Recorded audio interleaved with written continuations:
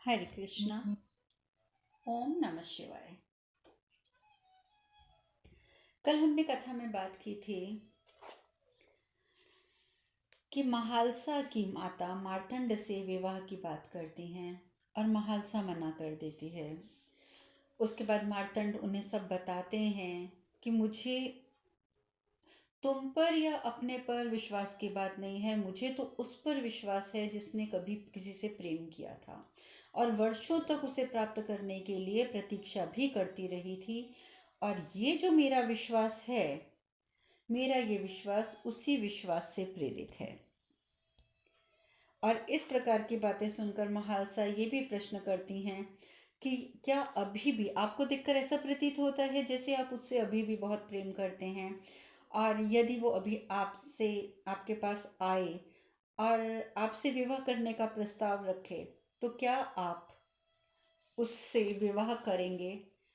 तो मार्तंड कहते हैं कि मैं तुमसे इस प्रश्न के बदले एक प्रश्न पूछता हूँ कि क्या तुम चाहो कि कभी ऐसा हो? और महालसा चुप हो जाती है, कुछ नहीं कह पाती। वहीं दूसरी ओर मल्ला ने यल्लकोटी को अपने पास उठा के मंगवा लिया और यल्लकोटी से वो बार बार एक ही बात कहते हैं कि यल्लकोटी तुम बताओ कि माता कहाँ है, क्योंकि माता का मानव स्वरूप कहाँ है ये तुम जानते हो। परंतु यल्लकोटी कहते हैं कि यदि माता को तुमने मेरे माध्यम से प्राप्त किया तो तुम्हारी स्वयं की भक्ति का क्या लाभ होगा? तुम इतने वर्षों से जो भक्ति कर रहे हो वो भक्ति क्या है तुम्हारी, जब तुम्हें माता को पाने के लिए मेरी ज़रूरत पड़ रही है, मुझे तुम माध्यम बना रहे हो माता को प्राप्त करने के लिए। तो यानी तुम्हारी भक्ति में कमी है। क्या तुम्हारी भक्ति में इतना भी सामर्थ्य शेष नहीं रह गया है कि तुम ये माता को प्राप्त कर सको? अरे मूर्खो, प्रबल करो अपनी भक्ति को, प्रबल करो ताकि माता स्वयं तुम्हारे समक्ष उपस्थित हो जाएं और तुम्हें मुक्ति प्रदान करें। बार बार यल्लकोटी मुक्ति मुक्ति मुक्ति की बात कर रहे हैं, जो कि वो दोनों मूर्ख नहीं समझ पा रहे। मणि जो है वो यल्लकोटी पर प्रहार करने को था कि मल्ला रोक लेता है। मल्ला रोक लेता है, वो कहता है ऐसा कुछ मत करो, हम जाएंगे, हम माता को लेकर आएंगे, अपने भाई पर विश्वास करना सीखो।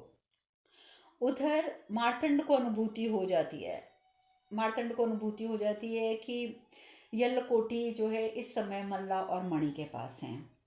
परंतु मल्ला यल्लकोटी को कहता है कि आप जाइए, आप जाइए यहाँ से। तो मणि बहुत हैरान होता है जब यल्लकोटी वहाँ से प्रस्थान करने लगते हैं, प्रस्थान करते हैं, तो वो पूछता है, कहता है कि भैया आप ये क्या कर रहे हैं?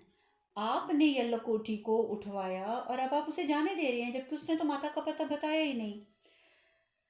मल्ला समझाता है कि मेरे भाई इस बात को समझो, मैं उसे जानबूझ कर जाने दे रहा हूँ ताकि जब वो जाएगा हम कुछ अघोरियों को उसके पीछे भेजेंगे और उसके वजह से हम वहाँ तक पहुँच जाएंगे जहाँ पर हमारी माता रहती हैं, क्योंकि ये जाकर माता के पास अवश्य जाएगा और माता को अपनी सारी घटना बताएगा भी।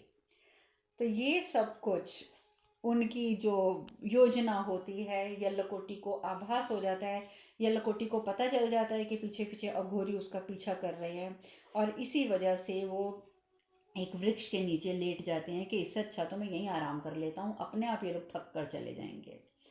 और अघोरी कुछ समय खड़े रहते हैं, फिर कहते हैं पता नहीं ये तो कब उठेगा, चलो हम थोड़ी देर बाद आएंगे, और वो लोग वहाँ से चले जाते हैं। तभी महालसा को भी इस बात की अनुभूति होती है कि कहाँ है यल्लकोटी, काफ़ी समय से नहीं दिखे, बल्कि एक दिन पहले से नहीं दिखे।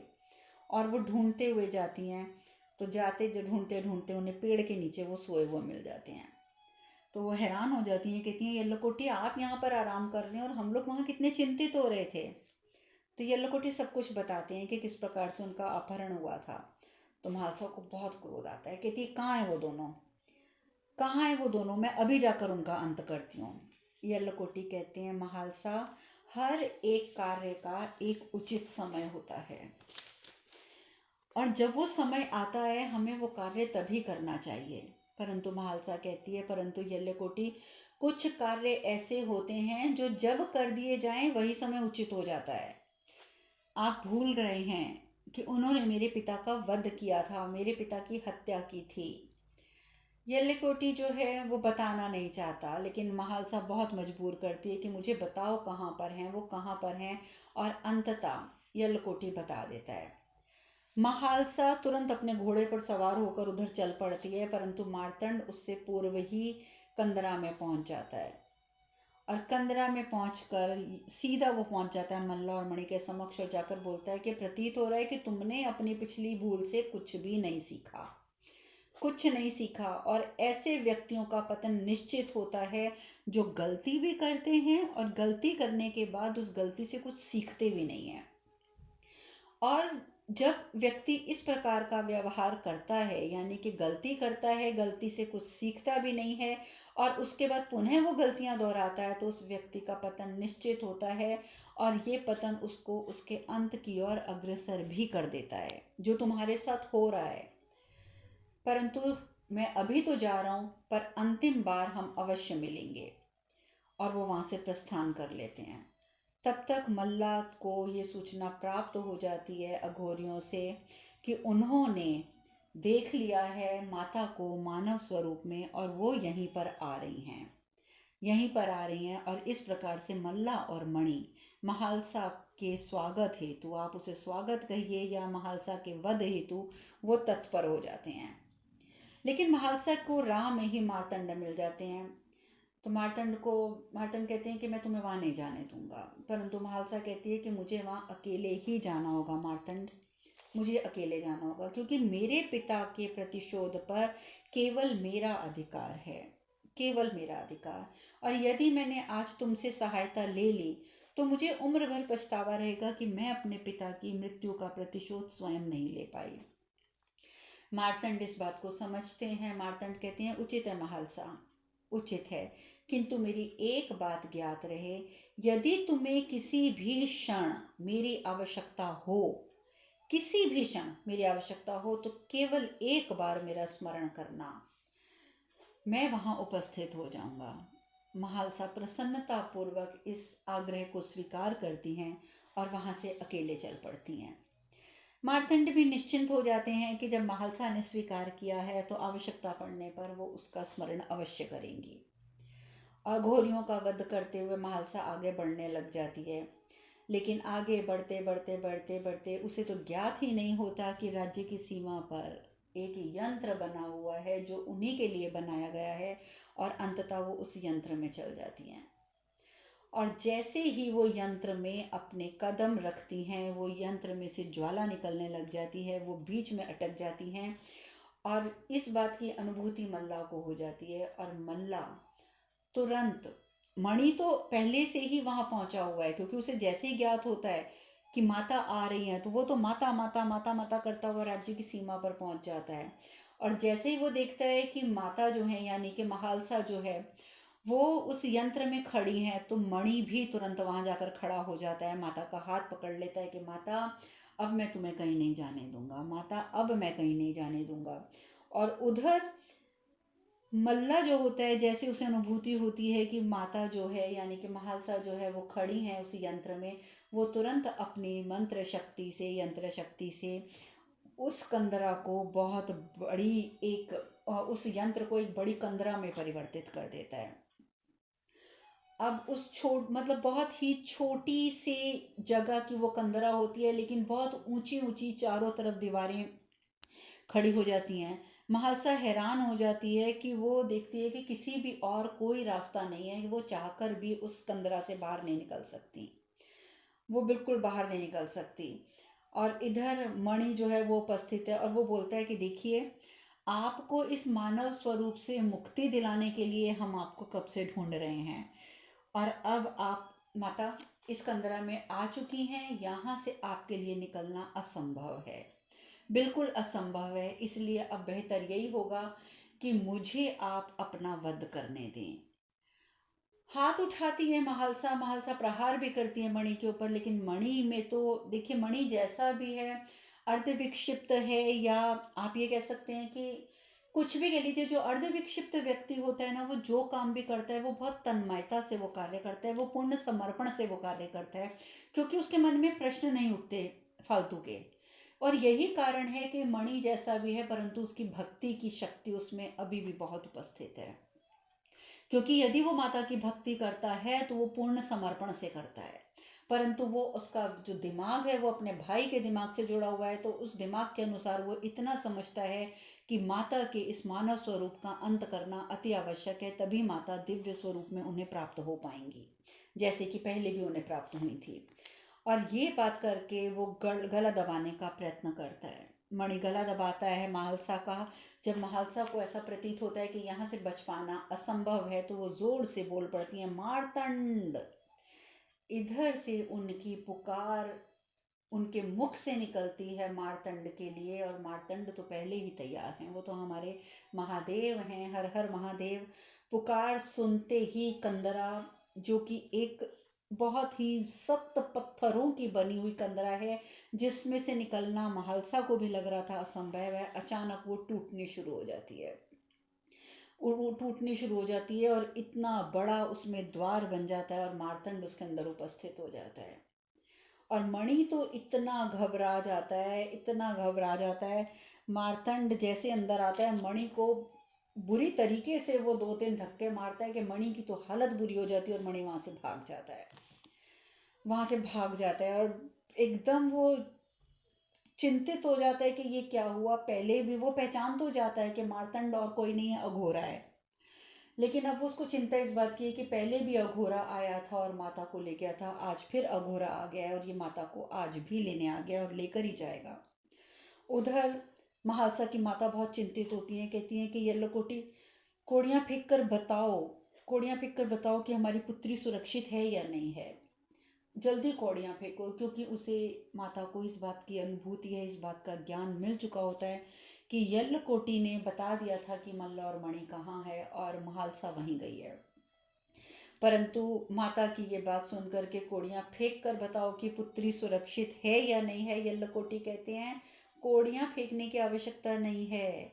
कोड़ियाँ फेंकने की आवश्यकता नहीं है, क्यों? क्योंकि उसके साथ तो साक्षात महादेव। अभी वो इतना ही बोलते हैं कि बढ़ई जो होती हैं वो तुरंत रोक पड़ती हैं, कहती हैं हाँ हाँ, उनके महालसा के साथ तो साक्षात महादेव का आशीर्वाद है।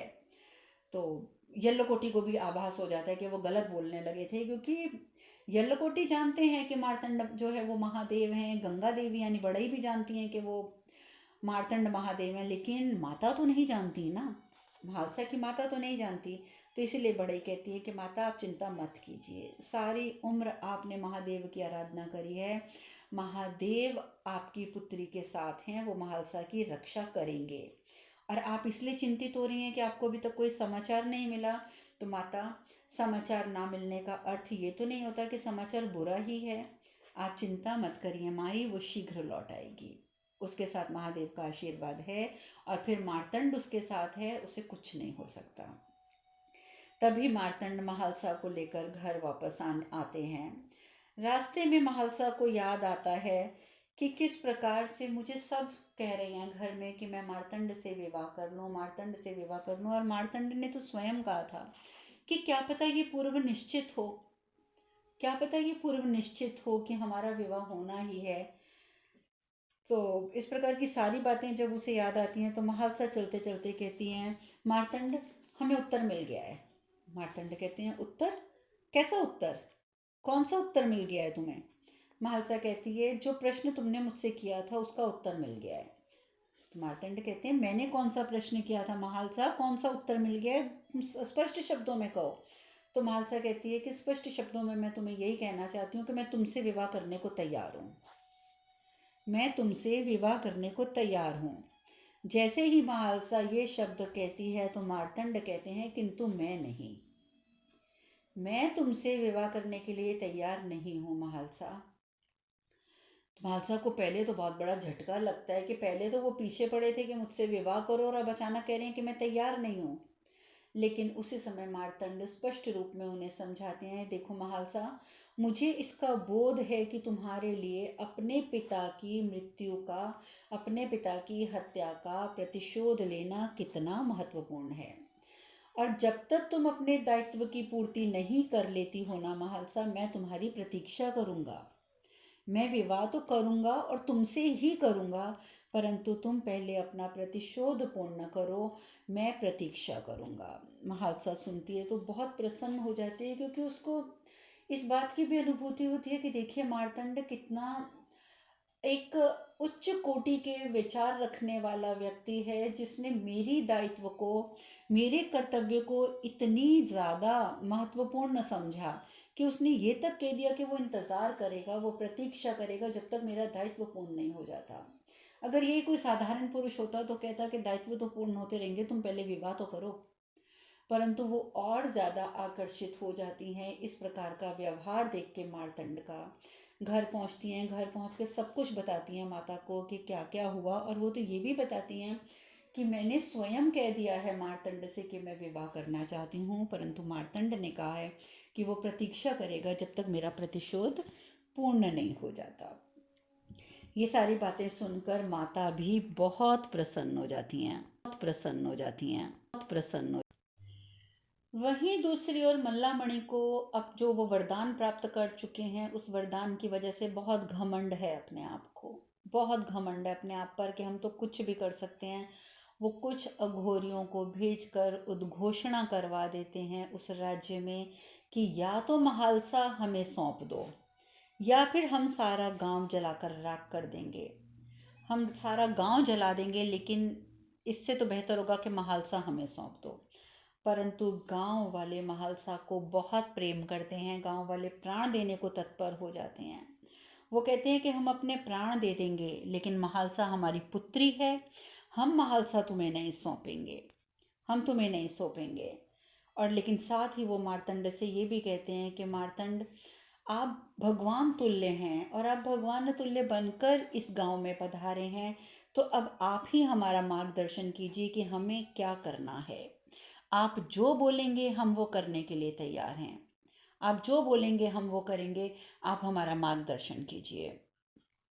महादेव यानी कि मार्तंड कहते हैं कि आज की रात एक निर्णायक रात होगी, सभी को जागृत करके संगठित करना ही एकमात्र उपाय है। तुम्हारे पास प्रधान का पुत्र नहीं है तो क्या हुआ, कोई बात नहीं, तुम सब प्रधान के पुत्र हो, तुम सब अपने निर्णय स्वयं लो, मेरे पास उपाय है। सब गांव वालों को समझाते हैं मार्तंड कि अब तुम्हें आगे क्या करना है। वो ये कहते हैं कि तुम सब साहसी बनो। उन्होंने यानी कि मल्लामणि जैसे लोगों ने तुम्हें सदैव भयभीत किया है, और तुम भयभीत हुए भी हो, होते रहे हो, और इसी कारण मल्ला और मणि जैसे लोग जीतते रहे हैं। परंतु मार्तंड कहते हैं कि आज तुम सब मेरे समक्ष उपस्थित हो, तो ये इस बात का प्रमाण है कि तुम संपूर्ण रूप से अभी दास नहीं बने हो। तुम लोगों में अभी आत्मशक्ति व्याप्त है, आत्मसम्मान व्याप्त है, तुम अभी पूर्ण रूप से दास नहीं बने हो। तुम प्रतिशोध ले सकते हो, अभी तुम में इतना सामर्थ्य बचा है। जो कुछ भी हमारे जीवन को दिव्यता के समीप ले जाता है, मैं जानता हूँ कि मल्ल और मणि ने अपने दुष्कृत्यों से वो सब तुमसे छीन लिया है।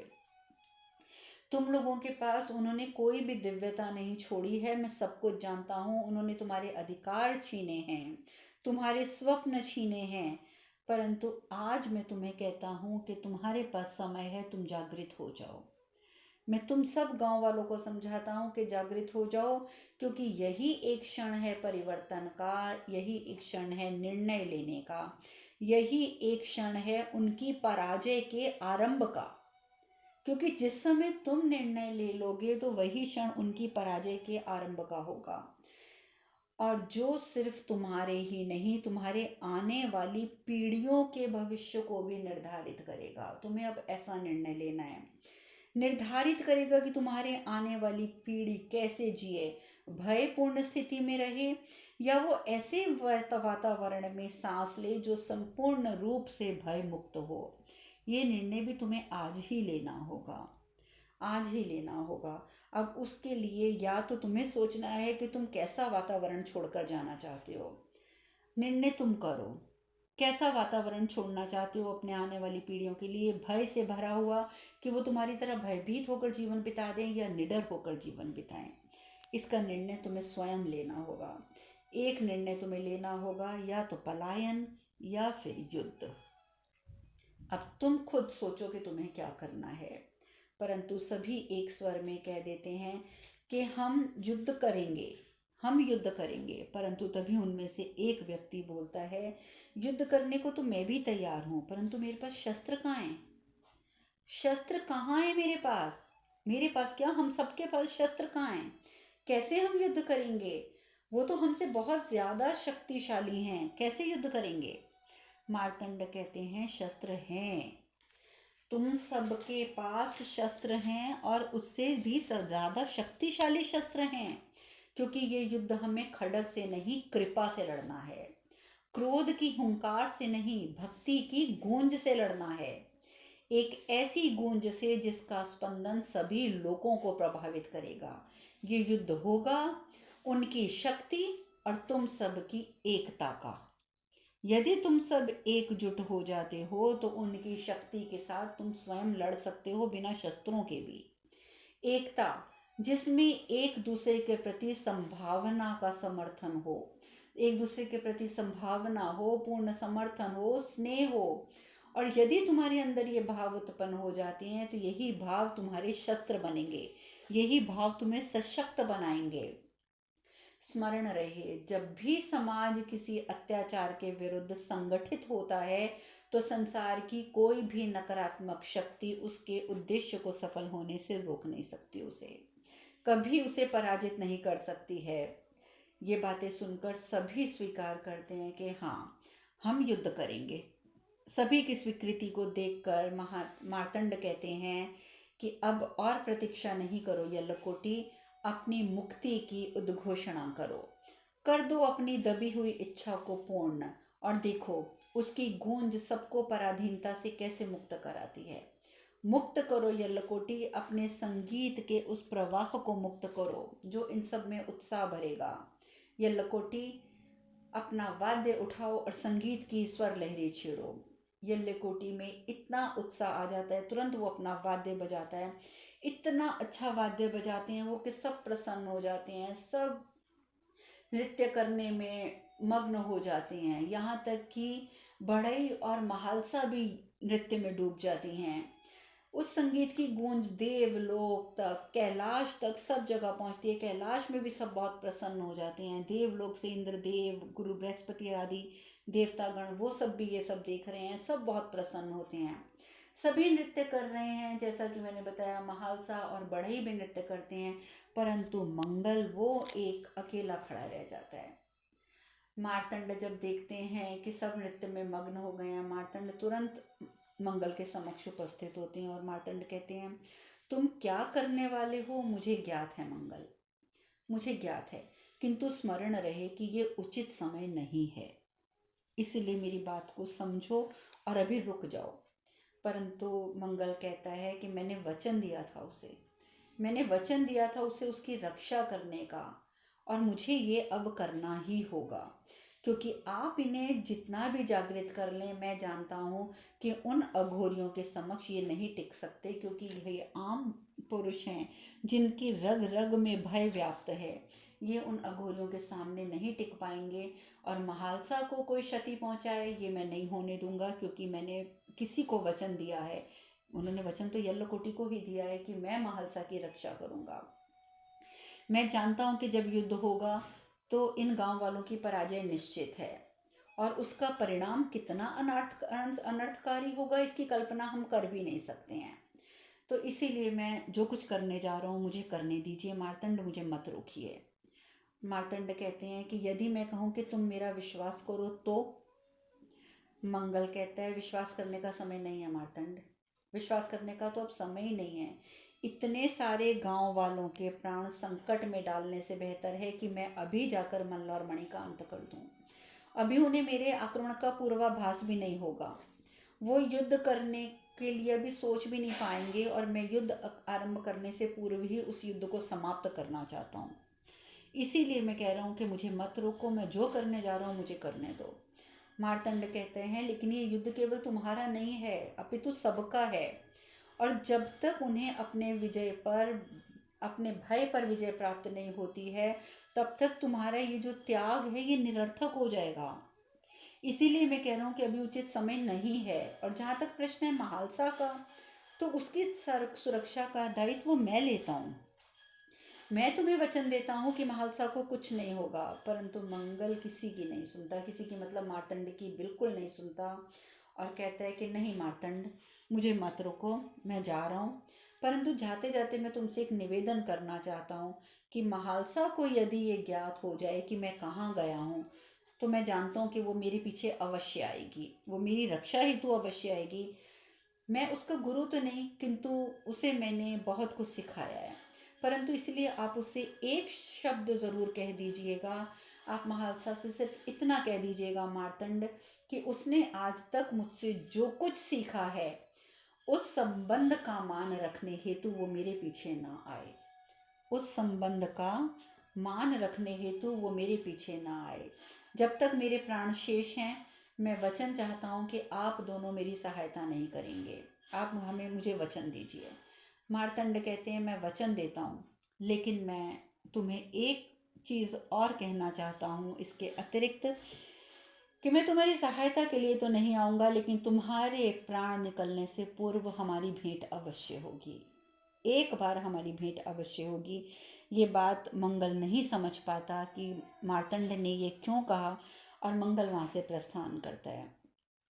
माता सरस्वती और ब्रह्मा जी भी वो नृत्य देख रहे हैं, वो संगीत देख रहे हैं, देवी पार्वती को नृत्य करते हुए देख रहे हैं महालसा के रूप में, सब गदगद होकर देख रहे हैं। माता सरस्वती कहती हैं जीवन में लय, मधुरता, शांति और सुंदरता का आधार ही सिर्फ संगीत है, दिव्य अनुभूति है संगीत, दिव्य अनुभूति।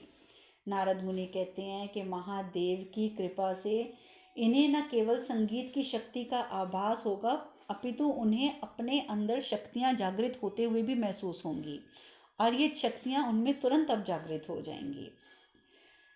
और वहाँ दूसरी ओर मंगल, वो मल्ला और मणि की कंदरा में प्रस्थान करता है, परंतु उन्हें तो पूर्व ही ज्ञात हो जाता है। उन्हें तो, क्योंकि आप जानते हैं कि इतनी तपस्याएं कर चुके हैं, इतने बड़े तांत्रिक हैं मल्ला और मणि। मणि तो चलो मंद बुद्धि है, लेकिन मल्ला तो बहुत बड़ा तांत्रिक है। मल्ला को आभास हो जाता है कि मंगल आ रहा है, बहुत प्रसन्न हो जाता है, वो बहुत प्रसन्न हो जाता है। परंतु वो क्या करता है कि जैसे ही मंगल अंदर प्रवेश करता है, वो तुरंत उस पर, वो तो पहले ही घात लगा कर बैठे होते हैं, उसके ऊपर आघात कर देते हैं, उसे पकड़ कर बांध देते हैं मंगल को। वो तो शस्त्र भी नहीं उठा पाता, और बांध कर ऐसी जगह पर बांध देते हैं ताकि कुछ गांव वालों की नज़र भी वहाँ तक पहुँच जाए। अब गांव वाले तो नृत्य कर रहे हैं, बहुत प्रसन्न हैं, और अब उसमें से बल्कि एक तो ये तक कहता है नृत्य करते करते कि अब हमें ऐसा महसूस हो रहा है कि जैसे युद्ध करने का साहस हम में आ चुका है, हम में आत्मविश्वास जागृत हो गया है। तभी एकदम महालसा को ध्यान आता है कि मंगल कहाँ है, मंगल दिखाई नहीं दे रहा। तो वो मार्तंड से पूछती है मार्तंड मंगल कहाँ है। मार्तंड चुप रहते हैं, और अपनी जैसे ही मार्तंड आंखें नेत्र बंद करते हैं तो उन्हें दिख जाता है कि मंगल जो है वो तो मल्ला की कैद में है, मल्ला की कैद में है। उन्हें बहुत ये चीज़ बुरी लगती है। वो यल्लकोटी को कहते हैं तुम्हारी कविता पूर्ण होने का समय आ गया है यल्लकोटी, अपनी कविता पूर्ण करो। और मार्तंड स्वयं बताते हैं यल्लकोटि अर्थात सप्तकोटि, शीघ्र ही तुम्हें यह सब स्पष्ट हो जाएगा। उधर उन्हें मंगल पर होते हुए अत्याचार नजर आते हैं, और तभी वहां से एक गांव वाला गुजरता है, और वो देख लेता है छुप करके मंगल को बांधा हुआ है और उस पर अत्याचार हो रहे हैं। वो तुरंत आता है और आकर सबको बताता है। ये सब कुछ देख के महालसा कहती है मुझे अभी जाना होगा, मैं अवश्य जाऊंगी मार्तंड, अब मुझे रोकना नहीं। मार्तंड कहते हैं महालसा यही तो मल्ल और मणि चाहते हैं कि तुम वहां पर आओ, किंतु मंगल ने कहा है कि आज तक तुमने उससे जो कुछ भी सीखा है केवल उस संबंध का मान रखने के लिए तुम वहां नहीं आओगी। महालसा कहती है मंगल ने उचित नहीं किया, मंगल ने ऐसा वचन कहकर उचित नहीं किया, परंतु इस समय कोई वचन, कोई संबंध का मान, ये सब कुछ मुझे बहुत गौण प्रतीत हो रहे हैं मंगल के प्राणों के समक्ष। मेरे लिए मंगल के प्राण बचाना सर्वोपरि है। और ये कहकर वो चल पड़ती हैं। मार्तंड जैसे वो मुड़ती हैं, मार्तंड कहती हैं जो कुछ भी हो रहा है महालसा, उसके पीछे बहुत बड़ा कारण है, महान उद्देश्य निहित है उसके पीछे, जिसका बोध तुम्हें शीघ्र होगा। मेरा विश्वास रखो महालसा, मेरा विश्वास रखो, तुम्हें शीघ्र पता चल जाएगा कि ये सब कुछ जो हो रहा है वो क्या हो रहा है।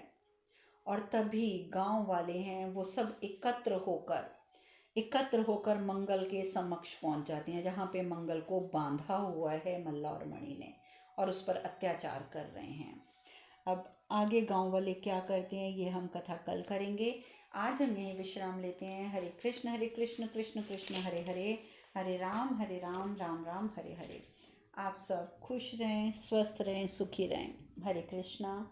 ओम नमः शिवाय, ओम नमः शिवाय, ओम नमः शिवाय, ओम नमः शिवाय, ओम नमः